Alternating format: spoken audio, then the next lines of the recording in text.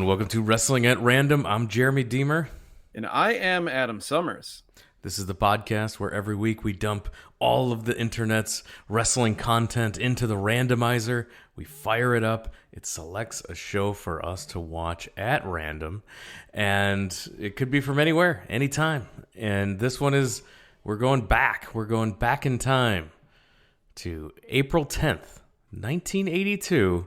For a television show in edition of Championship Wrestling from Florida. I'm so glad we got to go back to some CWF. Yeah, absolutely. That was one of the most enjoyable watches that we had. Was that in season 2? Yes. That episode of Championship Wrestling from Florida, I believe, was it 1985, 1986, somewhere around there. It was actually surprising, if you remember, when we did that episode. It was so good. Obviously, the podcast was so good. Come on, that's rock solid. But the episode of television that we watched was so good, and then we sort of realized as we were going through that it was actually towards the end of the run of that TV show, if I'm not mistaken.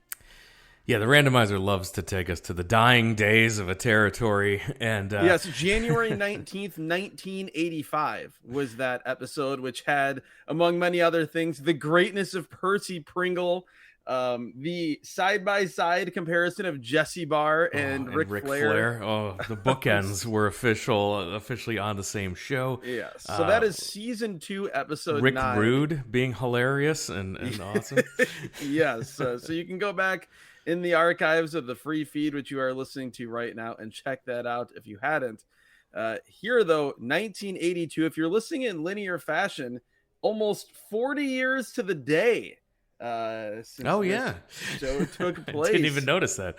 Yeah, it's wild / we are old, because we were both alive, although I was less than a year old. We were both alive when this happened. But yes, NWA Championship Wrestling from Florida. We get prime Gordon Solie, although I will have one thing that I'll mention with Gordon that was just so weird.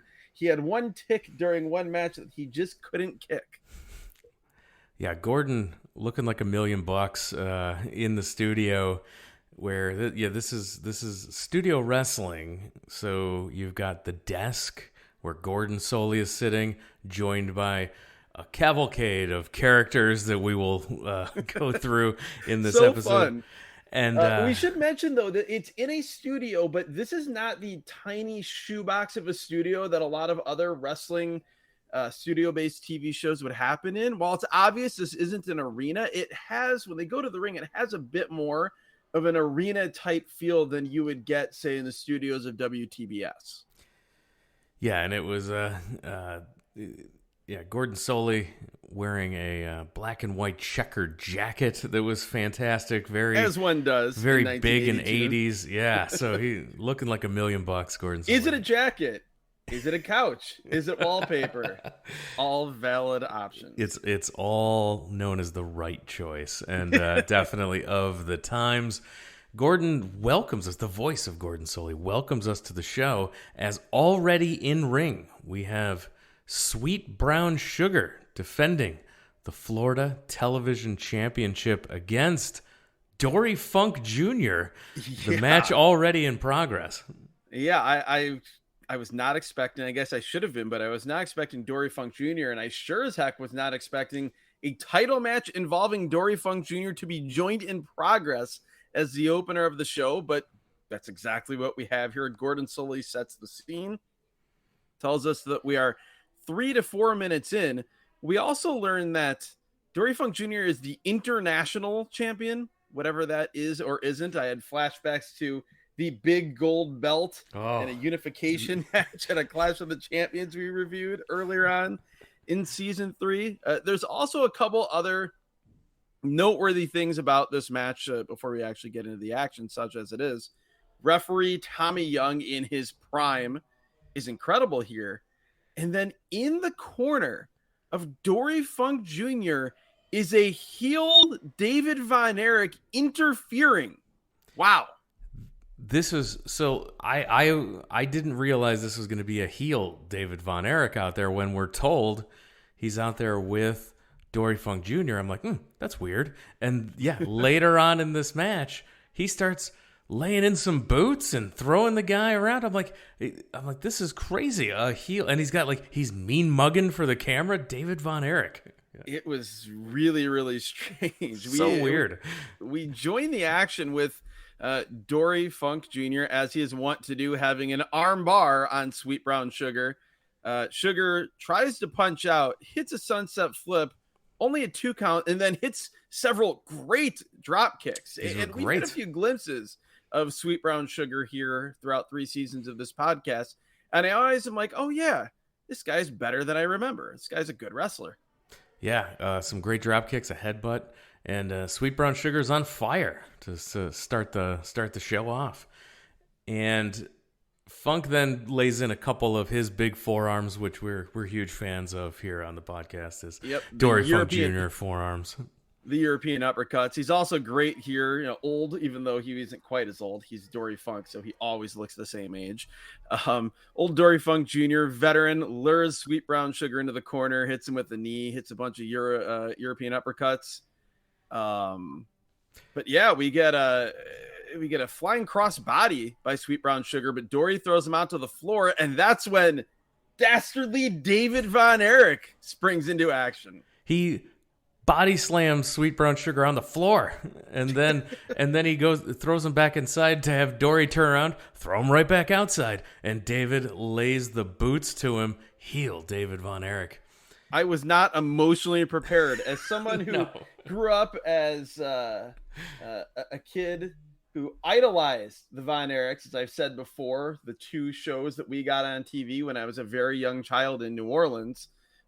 We got Mid-South, obviously, and then we got World Class. So I grew up idolizing the Von Erichs. Sadly, David was, I really didn't see David. He passed away before I got a chance to see him in real time, but still a heel Von Erich that isn't Fritz like in the 50s is very strange. Back in the ring, Dory hits the pile driver, but Sweet Brown Sugar kicks out. Huge backdrop by Dory, and we get a 1 minute remaining warning. Yeah, so apparently the TV title here in the Florida territory was similar to other television championships in that I'm assuming it was a 10-minute time limit. Yeah, it must have been 10. Double underhook suplex gets a 2 count. Right hand by Brown Sugar. Dory takes him down, puts on his spinning toe hold, which was his finishing move here. But Sweet Brown Sugar is able to punch his way free as the bell rings. Time limit expired. Yeah, this was fun action for what we saw. We didn't get the full match. We got the last 6 minutes or so, but a younger, you can never say young Dory Funk Jr. because I don't believe he was born. I just believe he appeared on Earth at 50 years old. But a younger Dory Funk Jr. doing what he does. Sweet Brown Sugar throwing some great drop kicks. This was a fun way to start the show. Also want to mention how much I enjoyed Tommy Young as referee. One of his patented moves where there's a pin near the ropes, but it's not being broken up because no one has their feet on the ropes. So he will slide out to the floor and count on the apron from the floor. That man's a pro referee. Yes. Yeah. What's fun, watching a match like this is to, remember we're in 1982 here. So what other shows in 1982 have we seen? And we look around, we saw some of those WWF shows from 82. That's the closest comp, that 1982 WWF show. And we had the AWA Super Sunday. That was like 83. So we're in this, we're seeing a few different territories, and thinking back to the AWA versus the WWF versus what we're seeing in Florida, what we would see in Mid-Atlantic a couple years later, each territory really did have its own flavor of wrestling, and it was really apparent here how if you saw Florida wrestling, how could you be a fan of anything else in 1982? Oh yeah, no, it's compared to the US TV that we've seen from other companies from this late 70s into early 80s time period. The wrestling itself, and again, you can even go into that 1985 or 1986, that episode we mentioned earlier, that was great in its own way as well.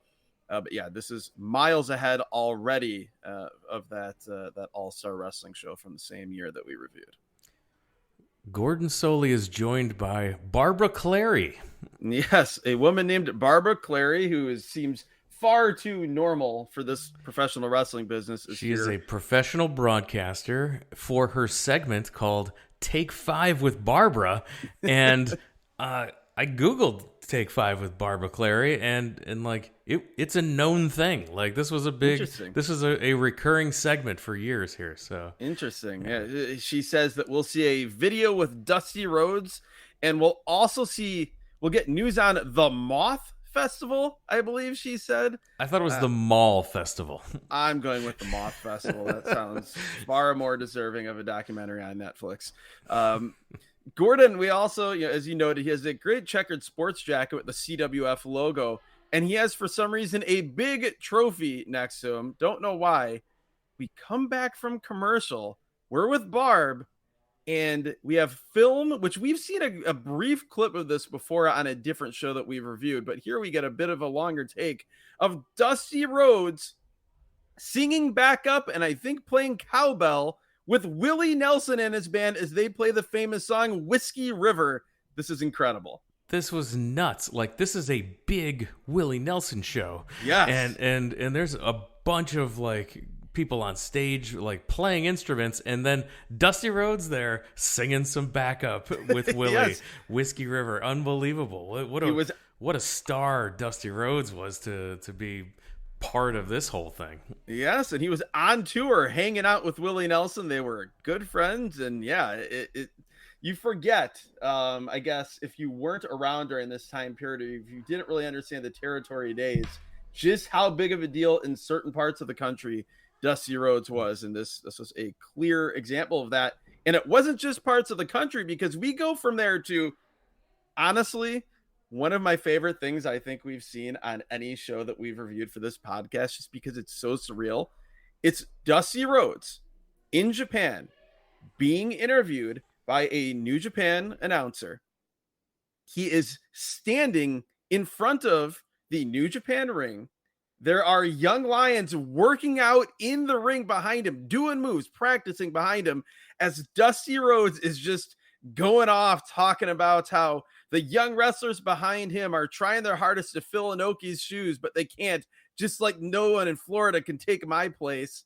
And then I don't know how much you're going to play of this or not, but man, let's just talk about his look.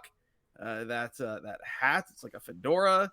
He's the coolest man on the planet. As I said, Dusty is still on world tour, and while in Tokyo, Japan, he had these comments to make. ダスティーローですが、このトーナメントに参加しております。ちょっとここでインタビューしてみたいと思います。He is famous of Japan American wrestler in the Madison Square Garden tournament, American Dream, Dusty Rhodes. You know, traveling all over the country, the people of the United States of America, and especially Florida, has wondered about the American Dream for the past 6 months, touring all over the world.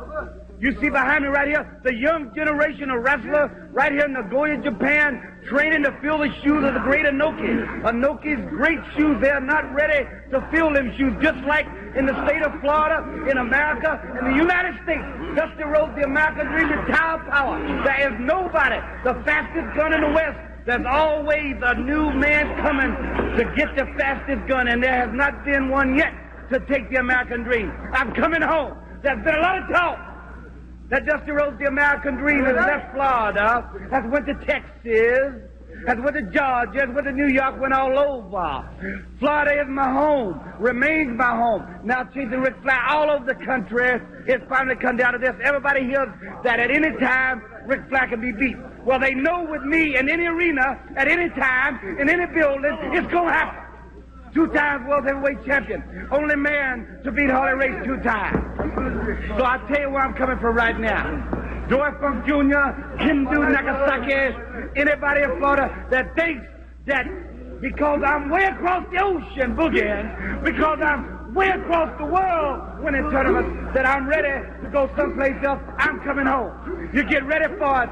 You tell your children, you tell the black, green, red, white, yellow, all the purple.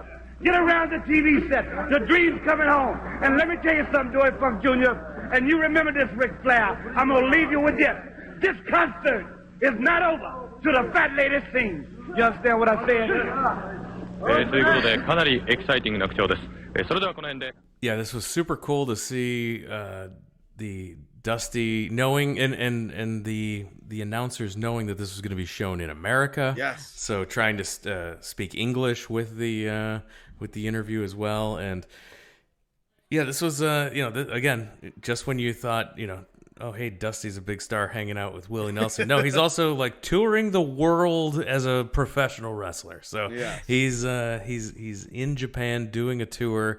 And he calls out Ric Flair, the heavyweight champion. He's talks about winning tournaments all around the world, and then he's going to come back home to Florida.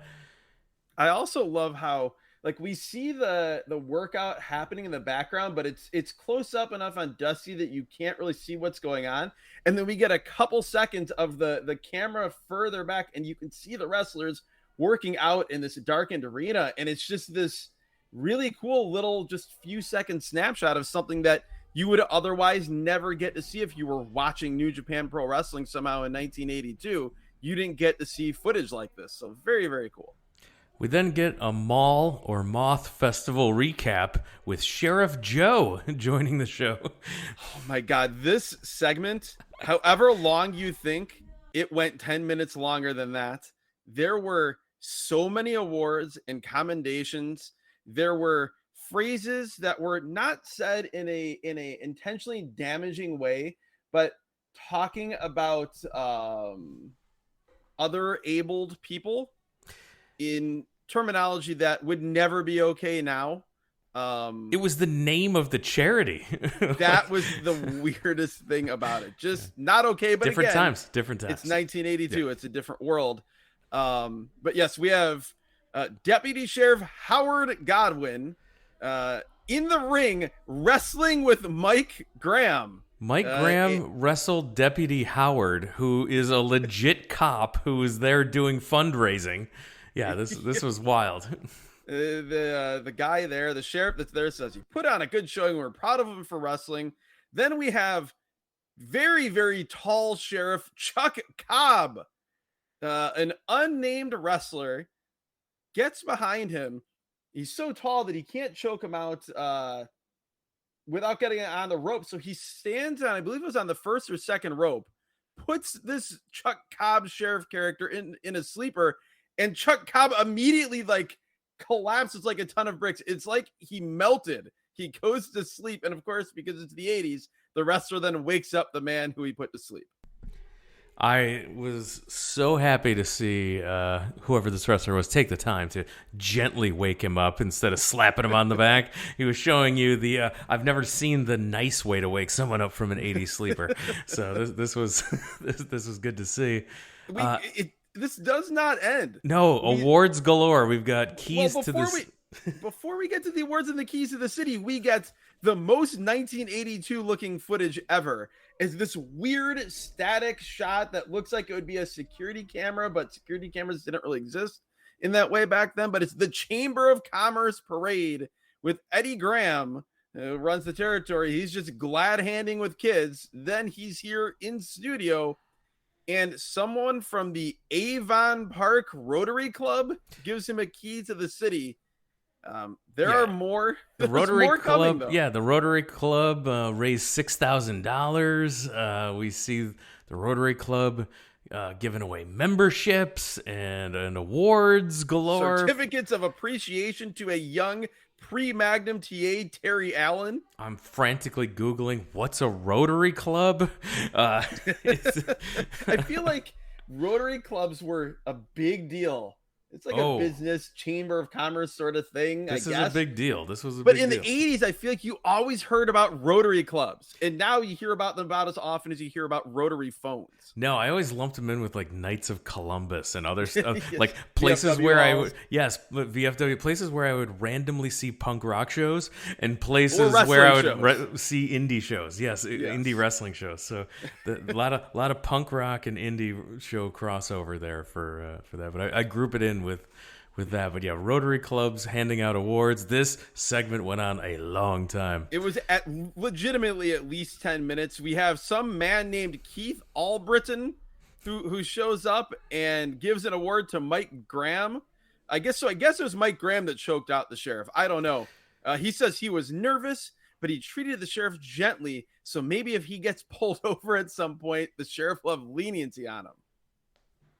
We go back to the ring for Andre Peltier versus Kendo Nagasaki with J.J. Dillon as his manager. Another J.J. Dillon appearance, also slowly climbing up the power rankings of most appearances on this podcast. He is. J.J. Dillon. My God. It's another look here for J.J. as he's not as old as he would be a few years later. Clearly not as young as he was in 1969. That's over on the bonus content. Yeah, so we watch 2 J.J. Dillon matches in one episode of television. The one thing I noted here is that with this mustache on, for whatever reason, in the haircut, he looked like a dead ringer for Andy Richter. Yes. There's definitely, I can see that. This was just a Nagasaki squash match, total beatdown here. Gordon was great. Gordon solely talking about how Peltier looks athletic, but he may not have the international experience of Kendo Nagasaki. And then he's talking about the strange expression on Nagasaki's face. Yeah, this was just, it was an extended murder. We have, after the match, Kendo wins with a hip toss after several chops. Well, yeah, first a standing kick to the head, almost like a super kick. Yes. And then a hip toss judo throw for the 3 count. JJ then joins Gordon Soley over at the desk. He's having a tough time getting opponents for Nagasaki. JJ challenges Mike Graham to wrestle himself. He says Graham made excuses, isn't showing up. He said he put down a contract to wrestle Mike Graham today, but Graham couldn't find his tights. I also liked earlier on at the beginning of the promo where he started it by saying, "We've annihilated another body." Yeah, Gordon Soley does not believe that Mike Graham has backed down from this challenge whatsoever. And he's right, because Mike Graham comes out to the ring. Yeah, JJ comes out, he takes a swing with the kendo stick, and Graham hits JJ Dillon with the stick, slams him, puts on the figure 4, and this is when Kendo Nagasaki comes to break it up, and this turns into a big-time angle here. This is a pure sixer, as Gordon Soley said. We should note how incredible JJ Dillon was here, as we've talked about several other times when he's physically involved as a manager. He's flailing. He gets put in the figure 4. This is so great. Gordon Soley is making fun of JJ Dillon as he's in the figure 4. As only Gordon Soley can. And then Kendo Nagasaki comes in, and things get serious and honestly pretty dark. Graham puts the figure 4 on Kendo Nagasaki, but shots to the throat. And then Nagasaki, as he sees he's done damage to the throat of Graham, just goes full on choking him out. Graham bleeding. Like choking with his bare hands. This isn't a rear naked choke. No. He has both hands wrapped around the throat of Mike Graham, and he is slowly choking the life out of Graham. Graham's eyes are bugging out. Fans are screaming. And then all of a sudden, this was not the best video quality, but it's watchable. You hear Gordon say, "Oh no, he's hemorrhaging." And then you start to see Mike Graham bleed from the mouth profusely. He's convulsing, which I think was the word that that Gordon was looking for. But this was so much more effective of an angle with blood coming out of someone's mouth than Gene Snitsky and Kane. Taboo Tuesday here in season 3. You can listen to us. This is the way you do that exact same angle. And this was so good. Some dudes ran in to make the save for Graham finally, but the damage was done, and we didn't just move on No. from this angle. We didn't just move on to the next thing. It was the rest of the show was every wrestler talking about it and Gordon Solie constantly giving us updates or looking for more updates. Yes, exactly. And also in the middle of this, as it's obviously a very graphic scene with Mike Graham bleeding from the mouth, convulsing, they go to a static shot just of the logo to get away from this visual. And you hear as they go to commercial, Gordon Solie in very understated fashion say, "Lord, I've never seen anything like that. We'll be back." They come back from commercial. We're back at the desk. Gordon Solie says that Mike Graham is not moving. He's just not doing well. He's not moving under his own power. It's a bad scene. And then the phone rings. Yes. He gets a phone call and takes the phone out from under the desk and answers the call. We don't hear what's on the other end, but we see a concerned Gordon Solie listening. Yeah, he's basically saying that he's receiving medical care right now, and he's going to be on his way to the hospital. This was, we can't move on until we get more updates on Mike Graham. All great But stuff. It's also great that we don't go straight back to the ring here in the Championship Wrestling from Florida studio. Gordon Solie basically, they call an audible in terms of the storyline of the show, and they go to footage from North Carolina for Wahoo McDaniel versus Rick Harris. I thought this was another great way of trying to get across just how unplanned and chaotic the last situation was supposed to be.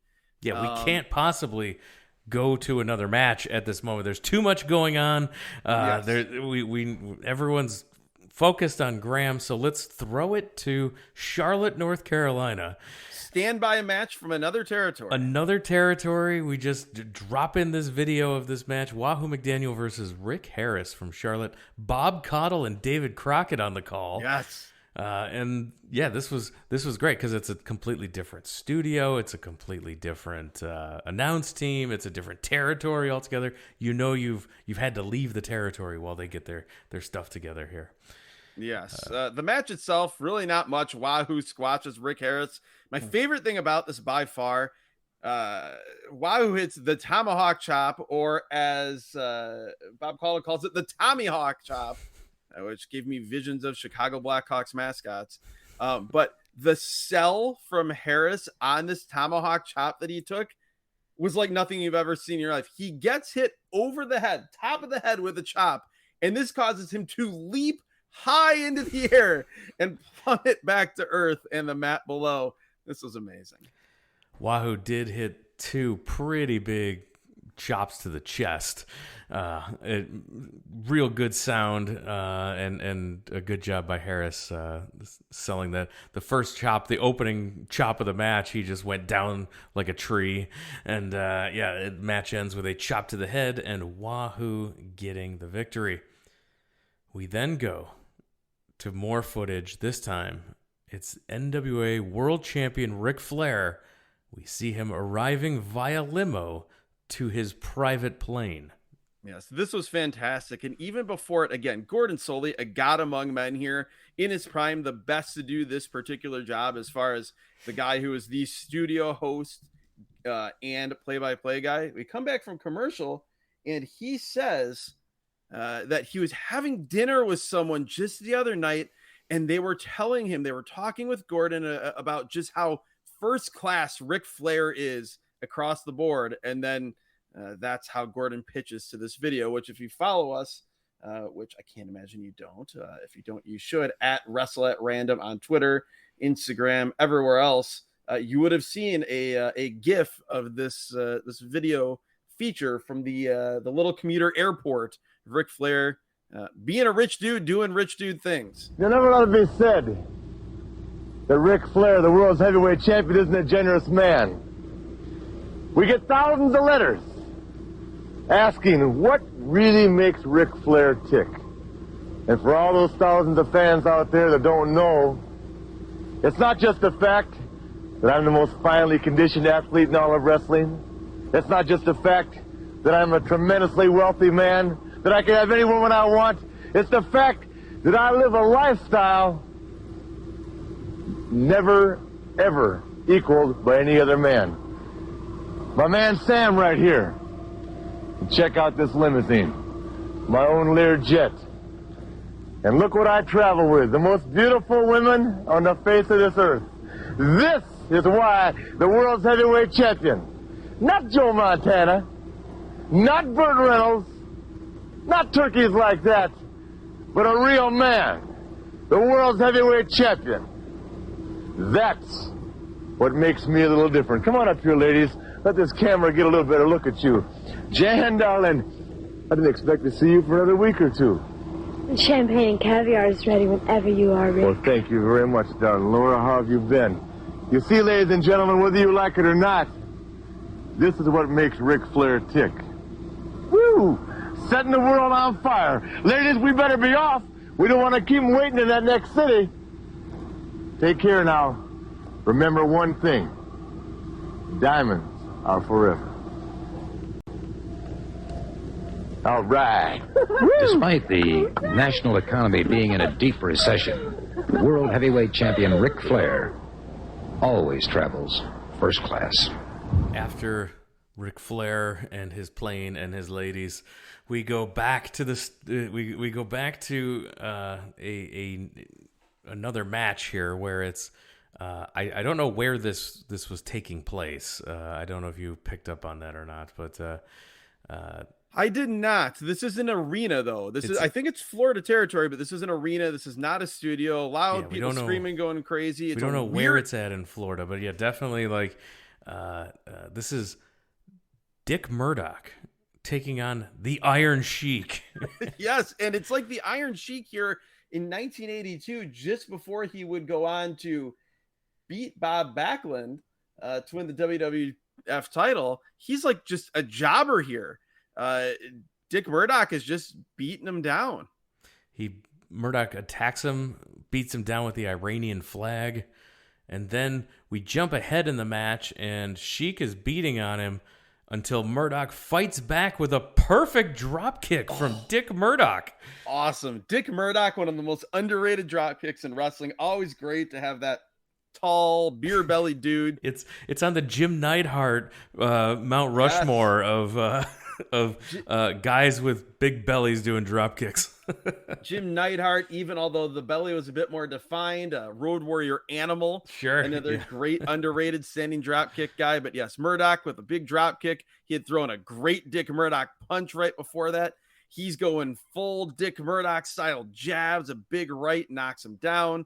A great running elbow drop. Oh, huge elevation and drive down on the elbow. Not just like landing with his arm across the guy. He's like driving an elbow down. This was a great elbow. One of the greatest lost arts in modern professional wrestling is the ability to do a solid, great, awesome looking elbow drop, whether it be of a running or standing variety. Dick Murdoch clearly had no issues with that. This was great. Then he pulls J.J. Dillon into the ring. And this is where I realized that, oh, yes, it's J.J. Dillon on the call of this match talking about getting pulled in the ring by Dick Murdoch. At least he's talking about it like that's him, unlike Gorilla Monsoon Yes, talking about the referee when he's the actual guest referee. And never saying that it's him. It was so strange, and it's popped up on at least 3 different tapes that we've watched here on the podcast. So, yeah, that was a fun little window into seeing Dick Murdoch and also seeing what an arena show in the Florida territory looked like. We then go back to the desk, and Gordon Soley has a sports note for us. And he says that Coach John Heath, who is apparently the Sarasota promoter for the NWA, has signed Ric Flair versus Butch Reed for April 17th and did a great job outbidding a bunch of other promoters. I want to see that Flair Butch Reed match. I also wonder if that's the match or if it was on the same loop right around that same time period, maybe within a week or so. Dave Meltzer always talks about going to see a Butch Reed versus Ric Flair match in Florida that up until that point was the best match he had ever seen live. Yeah, I wonder if this was that match. That match, or yeah, definitely on that loop, because that's crazy. Yeah, I immediately thought of the same thing because I've heard him mention that story so many times. I'm like, I wonder if that's that match. we do go to the ring for Brian Blair versus Bob Russell. Bob Russell looks like a smaller, infinitely less charismatic Dusty Rhodes. Brian Blair looks like B. Brian Blair. The highlight of this for me was he gets a side headlock takeover. Gordon Solie then says, direct quote, high headlock takeover, almost a Cornish height. What? I don't know what that means. I listened back 4 times to see if I somehow missed this. This is clearly not Dolby surround sound audio that I had here for this show that was posted on YouTube, but it sounded like he said almost a Cornish height.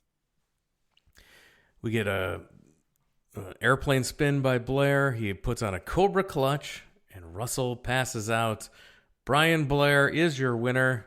I couldn't tell if this was a Cobra clutch or a Street of Dreams. Yeah, like Ted DiBiase Jr., but isn't junior because you don't allow juniors in this promotion.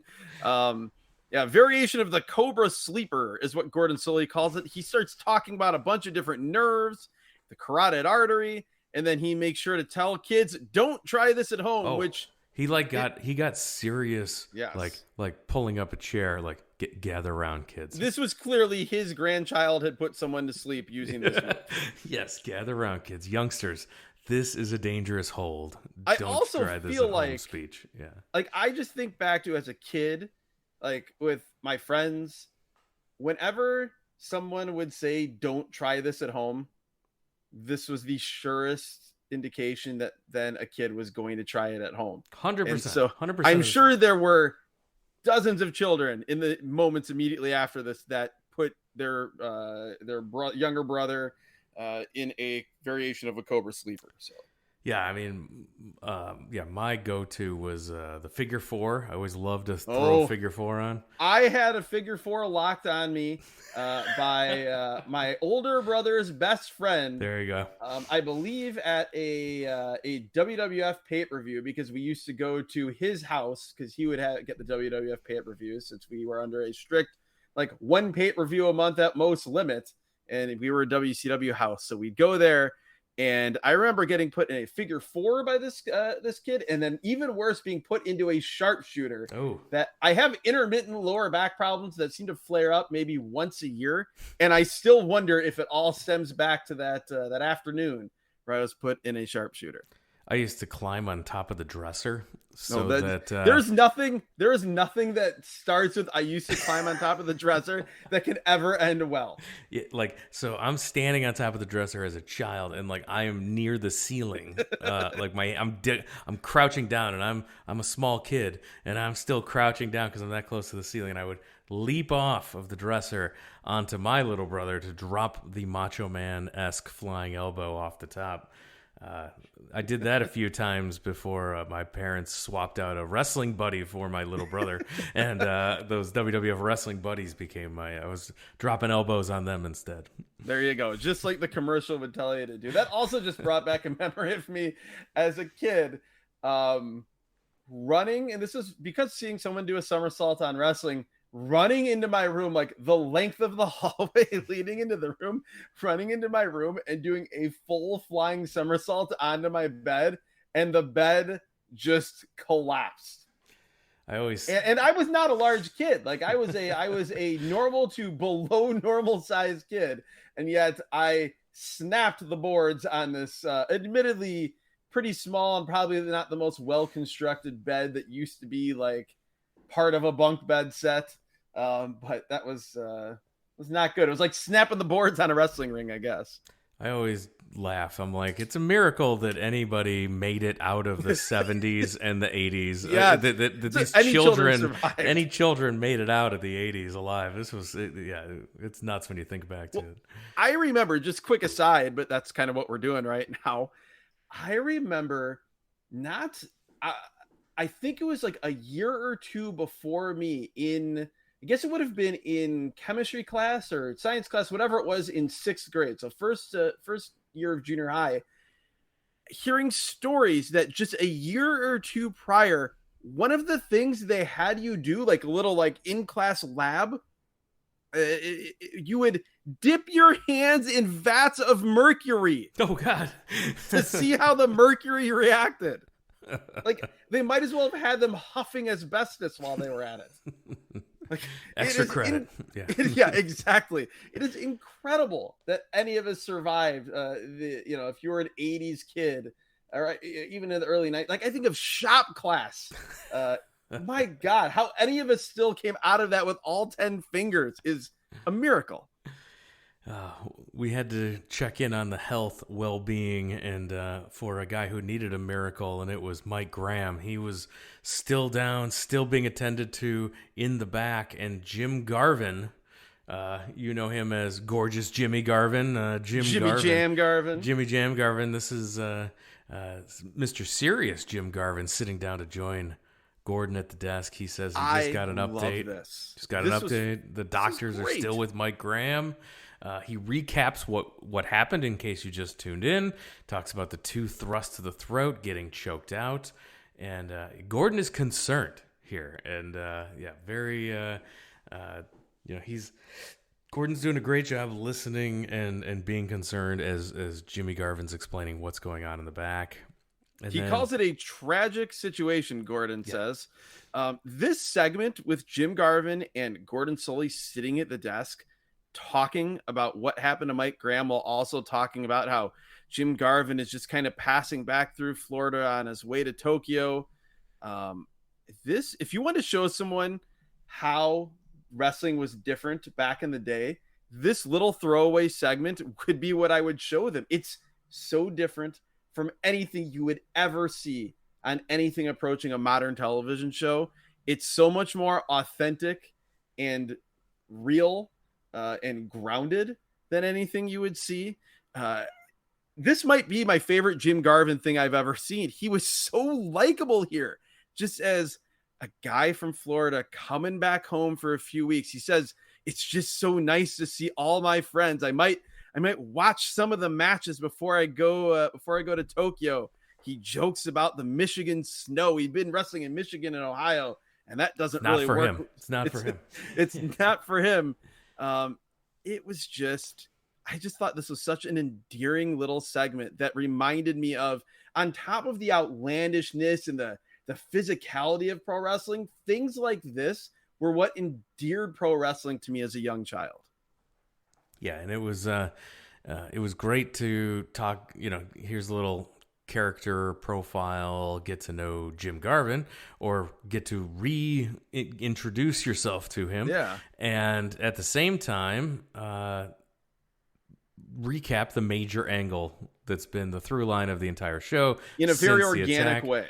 In a very hey, I'm out here to give you an update, give everyone an update, and Gordon's learning about it real time. The last update Gordon got was via the phone call earlier, so he was into it and very very concerned and learning about it like the fans were at the same time. So yeah, great segment.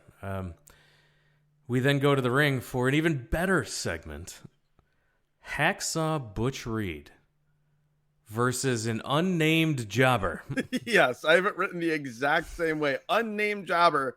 The unnamed jobber doesn't matter, though, because... Does not matter. Gordon Solie, with maybe the most accurate statement of his life, describes Butch Reed as one of the finest men I've ever known. And if you've never seen prime, healthy, pre-knee injuries Butch Reed, run to see this version of Butch Reed, because my God, he is a singularly unique wrestler. He has so much natural charisma, a big dude, an incredible legitimate athlete, and his agility, he hits immediately 3 incredible drop kicks, and he's just so light on his feet. Wow, Butch Reed.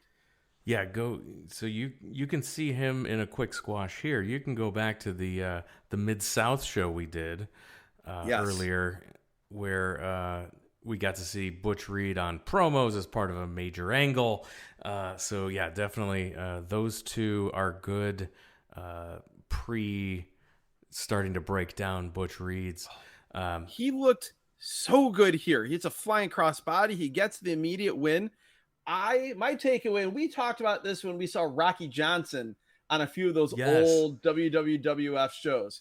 My thought here seeing Butch Reed is it is hardcore promotional malpractice to not have this Butch Reed as the face of your company and the champion, the guy in your company. And much like with Rocky Johnson, it speaks to how if other societal issues had not been in place at the time, and if there had been, dare I say, a level playing field, a guy like Butch Reed, or as inexplicably Gordon Solie calls him Bruce Reed a few times here, like there's no good reason that Butch Reed isn't the guy in 1982 in any promotion in the country, if not the world. Oh, hands down. And there's no mystery why his match with Ric Flair was probably the best match that Dave Meltzer had seen up to that point. Because could you imagine this Butch Reed that we saw for 30 seconds here against 1982 Ric Flair?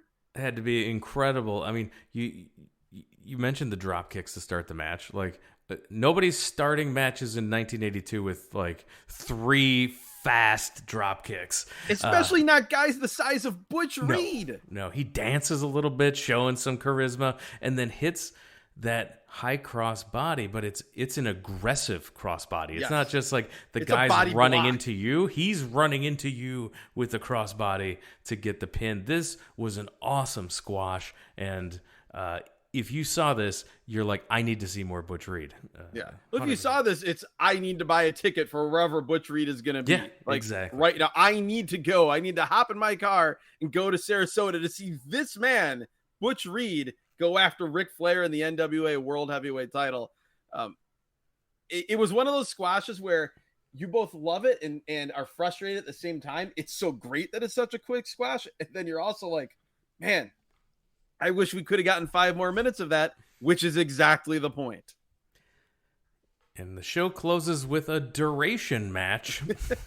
A different description we've heard before of a curfew match, a standby match, a TV time remaining match. This is a duration match. It is Gran Apollo.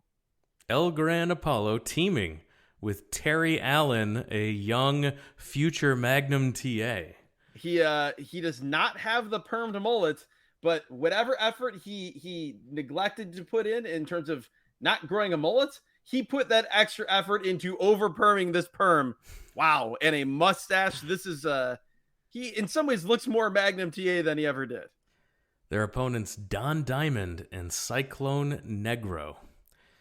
Cyclone and Diamond, they spend most of the match double teaming on Allen. I'm disappointed in you, Jeremy.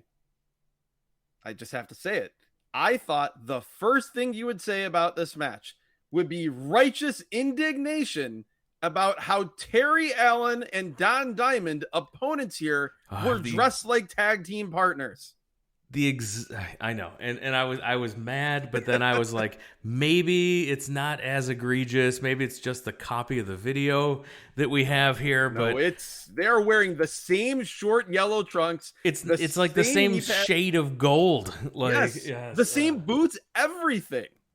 No, I literally the beginning of my notes I had mixed them up because I'm like, oh no, that's not Allen, that's Diamond. But yeah, because they are wearing the same gear, it's absolutely offensive. That have a quick conversation about it now. Maybe they didn't know they were going to wrestle until the last minute here as a duration of filling time. But this is an abomination. The two guys would be wearing the exact same shades of gold and the exact same look as opponents. Horrible. We should also mention this match almost entirely exists for Gordon Solie to recap what happened earlier with Mike Graham getting choked, hemorrhaging, as he said, blood.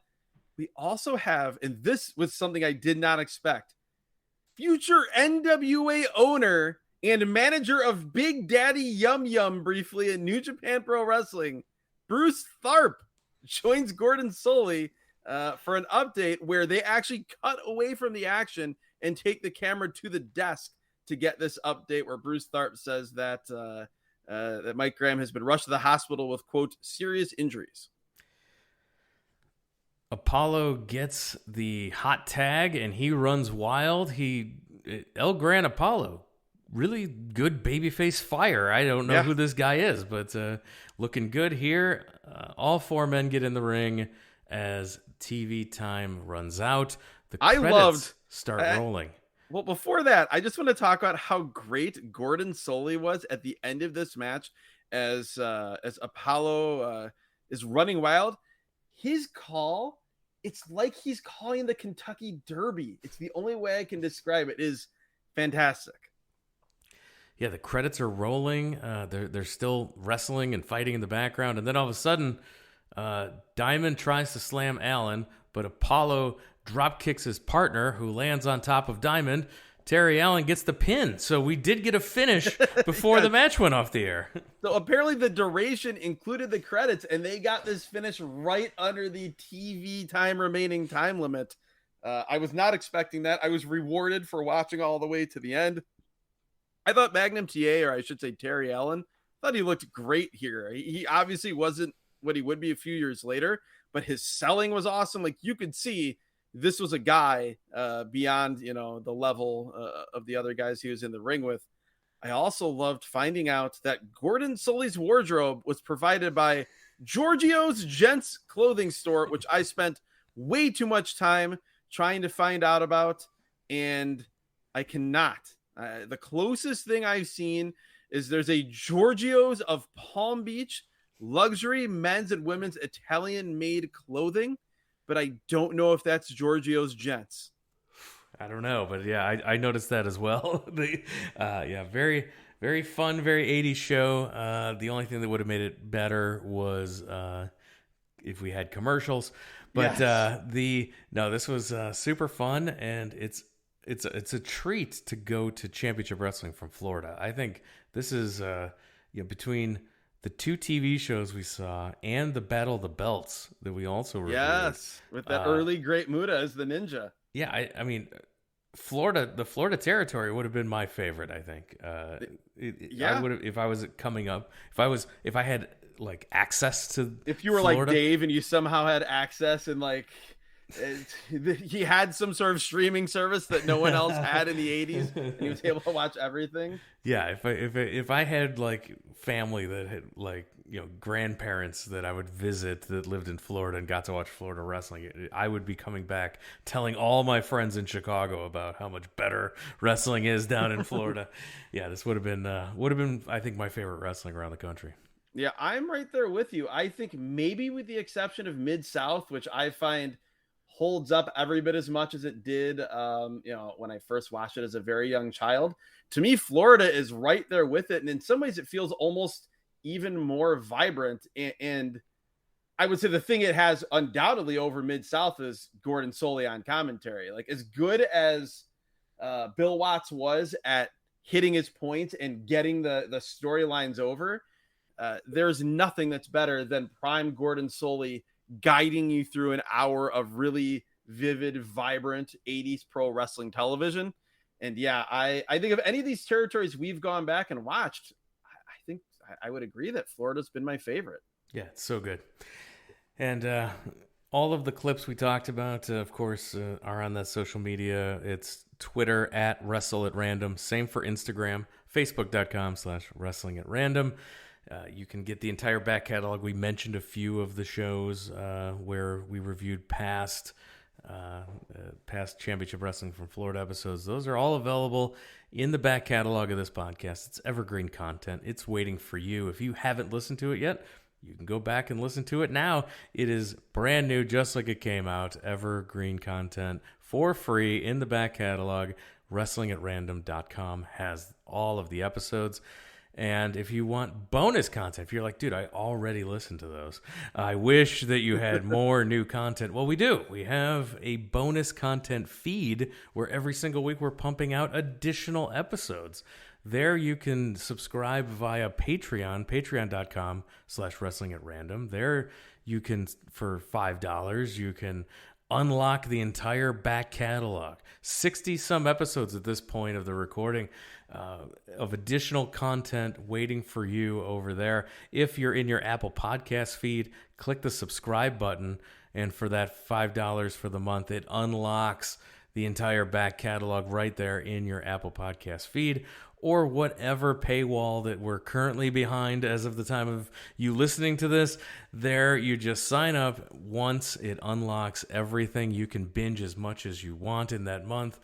You have access to all of it. If you're on Patreon, you can also bump up to the tier where it lets you be the randomizer. You can request a show for us to watch, and we've got a lot of fun examples and episodes in the bonus feed of plenty of our patron supporters who have requested a whole like a bunch of different types of shows, and so you can enjoy all of that content over at patreon.com/wrestlingatRandom or in your Apple Podcast feed. Yeah, absolutely. And to your point, as far as the variety of content on the bonus feed, if you think that we go all over the place from week to week, whether it be in terms of region, territory, country, decade, if you think we go all over the place on the free feed, just wait till you see the variety of stuff we have on the bonus content. There's some crazy stuff. There's some weird stuff. There's some of the best matches in wrestling history.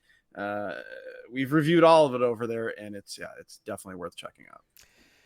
And with that, we're going to call it a podcast. We're going to wrap it up. Adam, thanks for joining us.